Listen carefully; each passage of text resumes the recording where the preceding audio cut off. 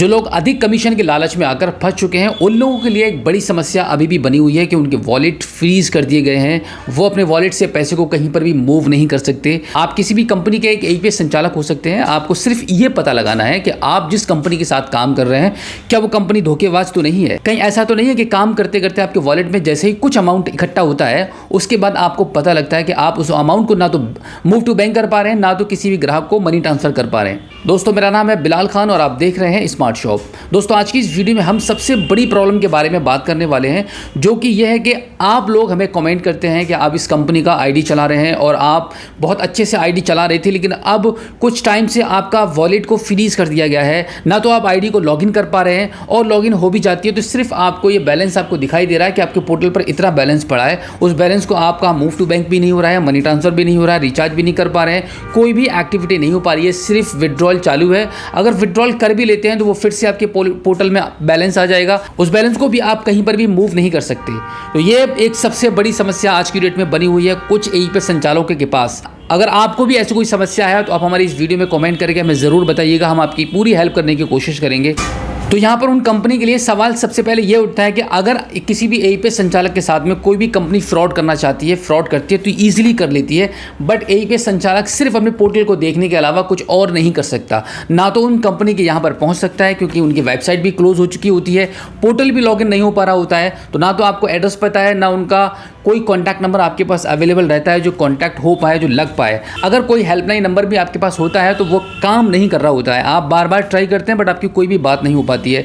तो नंबर 1 तो ये है कि आपका वॉलेट फ्रीज कर दिया गया, कंपनी ने आपके साथ फ्रॉड कर दिया। अब यह हम बात करते हैं कि जब कोई CSP किसी ग्राहक के साथ फ्रॉड करता है तो CSP को पकड़ने में कुछ ही दिन लगते हैं और CSP पकड़ा जाता है। इसका सबसे बड़ा रीज़न ये भी हो सकता है कि ग्राहक के पास ऑप्शन है कंप्लेंट करने के। वो बैंक में भी कंप्लेंट करने जा सकता है और थाने में भी कंप्लेंट करने जा सकता है, जिसकी वजह से CSP को आसानी से पकड़वाया जा सकता है। अगर वो उसका फ्रॉड साबित होता है कि इसने ग्राहक के साथ में फ्रॉड किया है तो बहुत जल्दी CSP पकड़ा जाता है। लेकिन हम बात करते हैं कि जब कोई कंपनी इतने बड़े लेवल पर फ्रॉड करती है तो क्यों कोई उसको नहीं पकड़ता।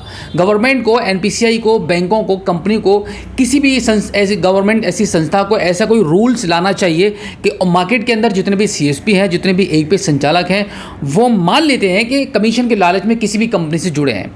देखिए, मैं यहाँ नहीं कहूँगा कि हर बात का लालच बहुत ख़राब होता है। हर किसी को पैसे कमाने की इच्छा होती है, हर कोई चाहता है कि उसको ज़्यादा प्रॉफिट हो। तो इस चक्कर में कुछ CSP, कुछ APS संचालक इस झांसे में आ जाते हैं और वो एक ऐसी अननोन कंपनी के साथ जुड़ जाते हैं जो कि उनको नहीं जुड़ना चाहिए। और बाद में होता यह है कि उनके वॉलेट को फ्रीज कर दिया जाता है या उनके वॉलेट से उनके पास जितना भी अमाउंट होता है वो सारे अमाउंट को वो जब्त कर लेते हैं और CSP पर कुछ भी नहीं कर पाता। तो इतने बड़े लेवल पर ये कंपनियां फ्रॉड कर रही हैं। गवर्नमेंट को इसके बारे में थोड़ा सा सोचना चाहिए, क्योंकि अगर किसी भी CSP को ऐसी कोई प्रॉब्लम होती है, आज की डेट में ऐसा तो नहीं है कि सरकार को यह पता नहीं होगा कि CSP मॉड्यूल चल रहा है, APS संचालक मार्केट के अंदर काम कर रहे हैं, APS कंपनियां मार्केट के अंदर आ चुकी हैं और इस प्रकार से बैंकिंग सेक्टर की सर्विसेज को प्रोवाइड करा रही है।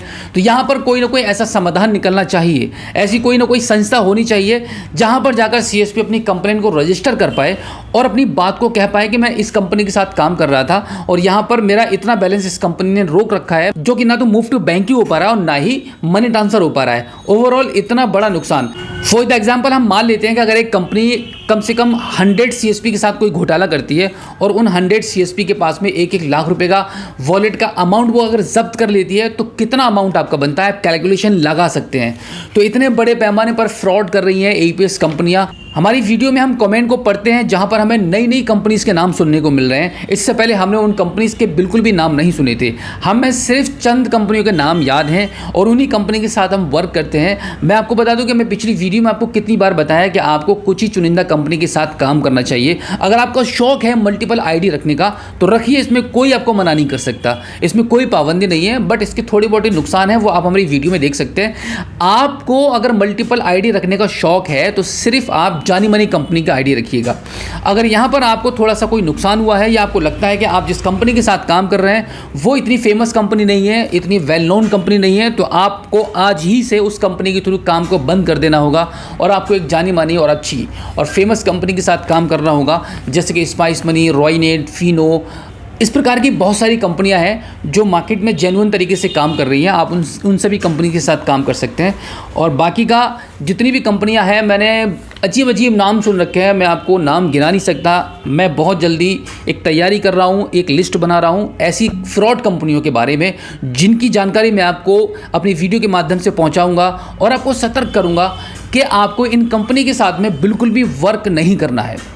हमारी लिस्ट तैयार की जा रही है, बहुत जल्दी अगली वीडियो में हम आपको पूरी जानकारी देंगे। और इसी के साथ एक और हम कोशिश कर रहे हैं कि अगर आपके साथ भी किसी कंपनी ने कोई धोखाधड़ी की है तो आपको कहां कंप्लेन करना चाहिए, आपको कहां से बैलेंस आपको मिलेगा, कहां पर आपकी बात को सुना जा सकता है, वो सारा प्रोसेस हम आपको डेफिनेटली अगली वीडियो में बताएंगे। दोस्तों, आज की इस वीडियो में जो जानकारी मैंने आपको दी है, आई होप ये वीडियो आपको काफ़ी अच्छी लगी होगी। हमारी इस वीडियो को अपने दोस्तों में शेयर करना बिल्कुल भी मत भूलिएगा।